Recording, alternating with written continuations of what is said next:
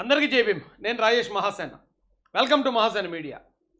వీడియోలోకి వచ్చినంటే ముందు ఒక లైక్, కామెంట్, షేర్ చేయండి. ఎందుకంటే గతంలో ఈ వైసీపీ పేటీఎం బ్యాచ్ ఒకరే మన ఛానల్ మీద రిపోర్ట్లు కొడతా ఉండేవారు. ఇప్పుడు మన మిత్రుల్లో కొద్దిమంది కూడా రిపోర్ట్లు కొట్టి ఈ ఛానల్ ఆపేయడానికి ట్రై చేస్తున్నారు కనుక మీరు ఈ మూడు చేసి ఈ ఛానల్ని ముందుకు తీసుకెళ్లాల్సిందిగా రిక్వెస్ట్ చేస్తున్నారు. మా పొన్నవోలు సుధాకర్ రెడ్డి అని ఏదో మాట్లాడుతున్నాడు. ఇప్పుడు ఎందుకంటే ఇతను ఒక అడిషనల్ అడ్వకేట్ జనరల్ పోస్ట్ ఇచ్చాడు జగన్. అంటే మహామేధావి ఉంటాడు కదండి, లీగల్లో ఇంక తోపు అయి ఉంటాడు ఇంకా కదా. కాబట్టి అతనికి అడిషనల్ అడ్వకేట్ జనరల్ ఇచ్చేశాడు. ఇప్పుడు అడిషనల్ అడ్వకేట్ జనరల్ ఈ కేసులో ఒక ముఖ్యమైన పాయింట్ ఒకటి పట్టించాడండి, కీలకమైన పాయింట్. దెబ్బతో కేసు అంతా క్లోజ్. ఇంకా మొత్తం రఘురామ్ గారు పెట్టిన కేసుని కొడేస్తారు, ఈ జగన్ గారిని, పివి సునీల్ గారిని, వాళ్ళని వీళ్ళని మొత్తం అందరూ నిర్దోషులకు వదిలేస్తారు. అలాంటి పాయింట్ కనిపెట్టాడండి. బాబా బాబా మతిపోయింది నాకు. ఆ పాయింట్ ఏంటి మీరు కూడా చూడండి. సుధాకర్ కేసు అండి ఇది. Legal I'm only concern with legal aspects of the case. వారు 11వ తేదీ రిపోర్ట్ మెయిల్ పంపిస్తారు. 11th 11వ తేదీ రిజిస్టర్ చేస్తారు. రఘురామరాజు గారు 11వ తారీఖున కంప్లైంట్ లెటర్ మెయిల్ చేశారట. మెయిల్ ఏమండి అది ఈ ఎఫ్ఐఆర్ ప్రకారం వారు ఏం చెప్తారంటే, ఈ రిపోర్ట్ వచ్చిన తర్వాత నేను లీగల్ ఒపీనియన్ పంపించాను. లీగల్ ఒపీనియన్ ఏం చేయాలా ఈ రిపోర్ట్ అని. Legal opinion some deputy director of prosecution ఉన్నట్టుంది. వారు లీగల్ ఒపీనియన్ పంపించి 11వ తేదీ చాలా ముఖ్యం, ఇంపార్టెంట్. 11వ తేదీ మెయిల్ వస్తుంది, 11వ తేదీ కేసు రిజిస్టర్ చేయరు. 11 లీగల్ ఒపీనియన్ పంపిస్తారు. 11 legal very very crucial legal opinion పంపిస్తారు. వారు 11 లీగల్ ఒపీనియన్ తిరిగి పంపించేస్తారు. వారే సెక్షన్ వేసి ఈ సెక్షన్ కింద రిజిస్టర్ చేసి జగన్మోహన్ రెడ్డి రిజిస్టర్ చేసి అందరూ ముద్దాయిల మీద చేసి 307 పెట్టండి, చాలా అఫెన్సెస్ పెడతాడు. కానీ ఒక విచిత్రం, మళ్ళా వాళ్ళు మారుస్తారో డేట్స్ నాకు తెలియదు కానీ బట్ రికార్డ్ ఇస్ దేర్. నీకు వచ్చింది రిపోర్ట్ 11వ తేదీ, చాలా ఇంపార్టెంట్. అప్పుడు దాకా రిపోర్టు 11వ తేదీ వచ్చిందటండి.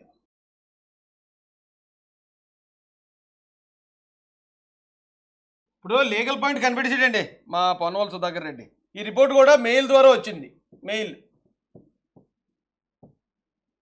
RRR గారు మెయిల్ చేశారు.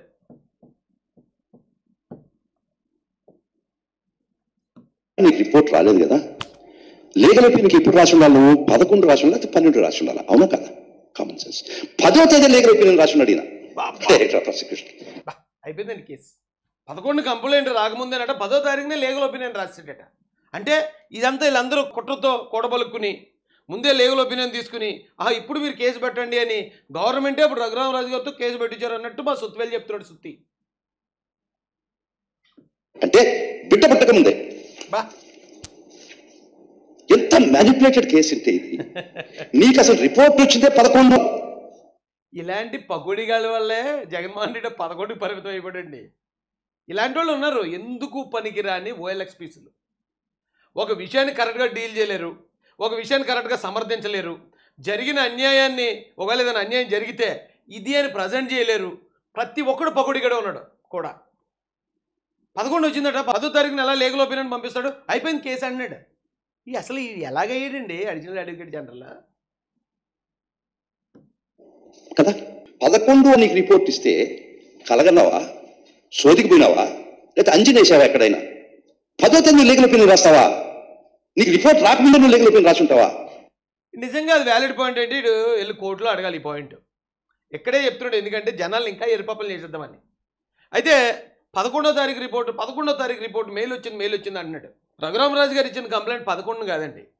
గవర్నమెంట్ వచ్చిన వెంటనే రఘురామరాజు గారు డీజీపీకి, గుంటూరు ఎస్పీకి కంప్లైంట్ ఇచ్చారు. ఏపీలో కూటమి గెలుపుతో వైసీపీ బాధితులంతా ఒక్కొక్కరుగా బయటకొస్తున్నారు. తమకు జరిగిన అన్యాయంపై పోలీసులను ఆశ్రయిస్తున్నారు. తాజాగా వైసీపీ అధినేత జగన్ పై ఉండే ఎమ్మెల్యే రఘురామకృష్ణరాజు గుంటూరు ఎస్పీకి ఫిర్యాదు చేశారు. తనపై జరిగిన కస్టోడియల్ టార్చర్ పై ఫిర్యాదులో పేర్కొన్నారు.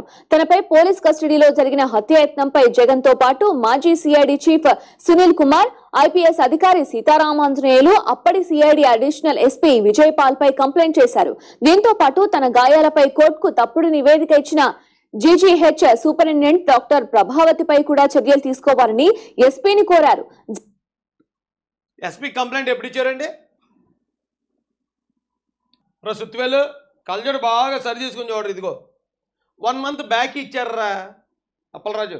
నెల రోజుల క్రితమే ఆయన వెళ్ళి గుంటూరు ఎస్పీకి కంప్లైంట్ ఇస్తే అప్పటి నుంచి దాని లీగల్ ఒపీనియన్ ఏంటి, నిజంగా జరిగిందా లేదా, ఆ జరిగిన దాని గాయాలు నిజమా కాదా, ఇవన్నీ పరిశీలించిన గుంటూరు ఎస్పీ గారు ఆ లోకల్ ఏదైతే లిమిట్స్లో జరిగిందో ఈ దాడి, ఆ లిమిట్స్ పోలీస్ స్టేషన్కి ఇన్ఫామ్ చేస్తారు.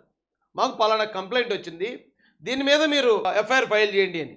అప్పుడు ఆ పోలీసు వారు ఏమంటారంటే, ఓకేనండి అదే కంప్లైంట్ ఒకటి మాకు కూడా ఇప్పించండి, మాకు స్టేషన్ హౌస్ ఆఫీసర్ని అడ్రస్ చేస్తూ కంప్లైంట్ ఇస్తే దాని మీద మేము చర్యలు తీసుకునే ప్రయత్నం చేస్తాం అని. దానికి ముందే ఆల్రెడీ ఎస్పీ గారికి ఇచ్చిన కంప్లైంట్ ఉంది కాబట్టి ఆ కంప్లైంట్ని లీగల్ ఒపీనియన్కి పంపించి, ఓకే లీగల్ ఒపీనియన్ వచ్చింది, ఇది కంప్లైంట్ మనం ఫైల్ చేయొచ్చు, ఎఫ్ఐఆర్ చేయొచ్చు. దీనిలో బాధ్యులుగా సునీల్ కుమార్ని, జగన్మోహన్ రెడ్డి గారిని, అలాగే ఆ పాల్ ఎవరు ఉన్నాడో ఆ పాల్ని, ప్రభావతి గారిని, వీళ్ళందరినీ కూడా యాడ్ చేయొచ్చు, వీళ్ళందరూ తప్పు కూడా ఉంది అని వాళ్ళు ముందుగా ఎంక్వైరీ చేసి ఆ ఆధారాలన్నీ వచ్చిన తర్వాత అప్పుడు ఎస్ ఈరోజు మేము వేయబోతున్నాం ఎఫ్ఐఆర్, ఆయన ఒక కంప్లైంట్ మాకు కూడా చేయమని అంటే అప్పటికప్పుడు మెయిల్ చేసాడు ఆయన. ఒరే ఇది కూడా పాయింటేనారా, ఇది ఒక పాయింటా, అది ఒక అడిషనల్ అడ్వకేట్ స్థాయిలో నువ్వు పట్టుకున్న పాయింట్ అది. మరి సిగ్గన్న వేయట్లేదరా మీ మొఖాలకే. ఆ రోజునండి నాకు వీటి మీద ఎందుకు ఇంత సిరాగంటే, నేను అందరినీ రెస్పెక్ట్ ఇస్తాను, కానీ ఈడుగులాంటి వాళ్ళు కొంతమంది ఉన్నారండి, వాళ్ళకి చచ్చిన రెస్పెక్ట్ ఇవ్వాలండి నేను. ఎందుకంటే చంద్రబాబు నాయుడు గారిని తప్పుడు కేసులో అరెస్ట్ చేస్తున్నప్పుడు ఈ బొకడాగాడే మెయిన్ కీ రోల్ అక్కడ పోషించింది. తప్పుడు ఆరోపణలు చేసేది, తప్పుడు ఆధారాలను ప్రవేశపెట్టేది, అందరినీ మ్యాలిపులేట్ చేసింది వీడే. వీడితో పాటు సంజయ్ అని కూడా ఒకడు ఉండేవాడు, సిబిసిఐడికి అడిషనల్ డీజీపీ. వీళ్ళిద్దరూ కలిసి వైఎస్ఆర్సీపీ నాయకుల్లాగా ప్రెస్ మీట్లు పెట్టారు ఈ బొకడగాళ్ళు. తిడుతున్నానని ఏమనుకోకండి, ఎందుకంటే అప్పటి నుంచి ఆ కోపం అలాగ ఉండిపోయింది. ఇప్పుడు కేసు నమోదు చేయాలి, అది అడిషనల్ డీజీపీ పని, కోర్టులో వాదించాలి, అది ఈడి పని. వీళ్ళిద్దరికి ప్రెస్ మీట్లు పెట్టే పని ఏంటి? అధికారాన్ని దుర్వినియోగం ఏ స్థాయిలో చేయాలి ఆ స్థాయిలో. అప్పుడు చంద్రబాబు నాయుడు గారు జైల్లో ఉన్నారని మేము అందరం బాధపడతా ఉంటే ఈ బొగడగాడు వీడు వచ్చి అంటాడు రక్షణ లేదు జైల్లో అని చెప్పి అన్నారు. జైలు కన్నా రక్షణ ఏముంటుంది, పెద్ద పెద్ద గోడలు ఉంటాయి, కరెంటు ఉంటుందని. ఎట్టకారం అండి. అందరూ ఆ రోజున బాధలో ఉంటే పెద్ద ఆయన అన్యాయంగా అరెస్ట్ చేశారని ఈ సైకోగాళ్ళు వీళ్ళందరూ వచ్చి ఎట్టకారాలు ఆడేవారు. అది ఇంకా అసలు రక్తం మరిగిపోయేదండి మాకైతేనే. అమ్మ ఏటి ఎంత దారుణంగా ఉంది ఈ రాష్ట్రం, ఎంత రాక్షస పాలన జరుగుతుంది అని ఎప్పటికప్పుడే మేము జరిగినవన్నీ బయటపెట్టేవాళ్ళు చాసిపెట్టి కొట్టారండి జనవరి 2024లో. ఈ సైకో వాళ్ళందరినీ చీపురుతో ఓట్ చేసి మూలను పొగిటేశారు మా మూలని. అలాంటి దరిద్రం వరస్ట్ ఫెలోస్ అండి. వీడు వచ్చి ఇప్పుడు అంటాడు 11వ తారీఖున కంప్లైంట్ వస్తే 10వ తారీఖున లీగల్ ఓపెన్ రే బుర్ర తక్కువ, నువ్వు అసలు లాయర్ ఎలాగయ్యావురా బాబు నువ్వు. నెల రోజుల క్రితం కంప్లైంట్ ఇచ్చాడు ఆయన, డీజీపీ గారికి కంప్లైంట్ ఇచ్చాడు, గుంటూరు ఎస్పీ గారికి కంప్లైంట్ ఇచ్చాడు. అప్పటి నుంచి ఆధారాలన్నీ సేకరిస్తున్న ఏపీ పోలీసు వారు ఆధారాలన్నీ వచ్చిన తర్వాత ఆధారాలన్నీ వచ్చాక అప్పటికప్పుడు మళ్ళీ ఇంకో కంప్లైంట్ మెయిల్లో ఆ స్టేషన్ హౌస్ ఆఫీసర్ తీసుకుని ఎఫ్ఐఆర్ వేసాడు. అటెంప్ట్ టు మర్డర్ కేసు, ఖచ్చితంగా జైలు పోయే కేసు ఇది. ఎవడు ఎన్ని గెలగెల్లాడిపోయినా, ఎవడు కులం ముసుగు వేసేసుకున్నా, ఎవడు ఇంకోటి అన్యాయం జరిగిపోయింది 3 సంవత్సరాల క్రితం అని నాటకాలు దొబ్బినా ఖచ్చితంగా జైలుకి పోయే కేసు అబ్బాయి ఇది. సాక్ష్యాలన్నీ ఉన్నాయి.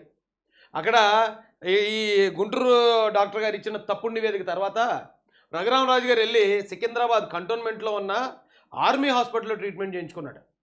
మరి ఆర్మీ డాక్టర్లు మనం చెప్పినట్టు ఏంటగా వాళ్ళు క్లియర్గా ఇచ్చేసారు. వేలు ఇరిగిపోయిందట, కాలు వేలు చేతి వేలు, వేలు ఇరిగిపోయింది దాడి చేసిన దాని కారణంగా. ఏ స్థాయిలో చేసి ఉంటారు దాడి? ఆయన అప్పుడే బైపాస్ సర్జరీ చేయించుకున్నాడట హార్ట్కి, ఎవరో రఘురామరాజు గారు. ఆ విషయం తెలిసి ఆయన గుండెల మీద ఇంకోటి వచ్చి కూర్చున్నాడట. అంటే గుండెల మీద కూర్చుంటే గాయం ఏం కనపడదు బయటికి. ఒకవేళ అప్పుడే సర్జరీ అయింది కాబట్టి ఆగిపోతే మేము ఆ రోజు చేసి తీసుకెళ్తుంటే హార్ట్ అటాక్ వచ్చి చనిపోయాడు రఘురామరాజు గారు అంటే అంతే కదా. అదే కదా దాని ప్రయత్నం, అది హత్యా ప్రయత్నమే కదా. బైపాస్ సర్జరీ జరిగిందని కానీ విషయం గవర్నమెంట్కి తెలీదా, పోలీసు వాళ్ళకి తెలీదా? అలాంటి వ్యక్తి మీద గుండెల మీద కూర్చొని చంపేద్దామని ట్రై చేశారు. అన్నీ కూడా ఇండైరెక్ట్గా ఎలా చంపాలి అనేది. ఏదో సినిమా చూసాను, డిటెక్టివ్ అని, విశాల్ సినిమా. అందులో ఒక బ్యాచ్ ఉంటుంది, వాళ్ళు మర్డర్లు చేసేస్తుంటారు కానీ కనీసం ఆవగించేంత ఆధారం కూడా దొరకదు. అన్నీ న్యాచురల్ డెత్ల్లో ఉంటాయి. వాళ్ళని మించిపోయిన సైకో బ్యాచ్ అండి ఇది. ఆధారాలు లేకుండా వాళ్ళ కాళ్ళే చచ్చిపోలే చేస్తారు వీళ్ళు. వాళ్ళకి వాళ్ళే ఉరేసుకునేలాగా వాళ్ళకి వాళ్ళే హార్ట్ అటాక్ వచ్చి చనిపోయేలా చేయగలుగుతారు వీళ్ళు. ఆ డిటెక్టివ్ సినిమాలో ఉన్న క్రిమినల్ నా కొడుకుల కన్నా ఘోరమైన క్రిమినల్స్ వీళ్ళు. ఖచ్చితంగా చట్టం వీళ్ళ మీద కఠిన చర్యలు తీసుకోవాలండి. రేపు పొద్దున ఇంకొక ఎవడో కూడా ఇంత దుర్వినియోగం చేయకుండా వీళ్ళే వాళ్ళందరికీ కూడా గుణపాఠంగా ఉండాలండి. వీడు కనిపెట్టిన పాయింట్ చూడండి. నిజంగా ఎవడన్నా ఈయన్ని నమ్మి కేసు ఇస్తే ఆ కేసు సంకనానికి పోయినట్టే కదా.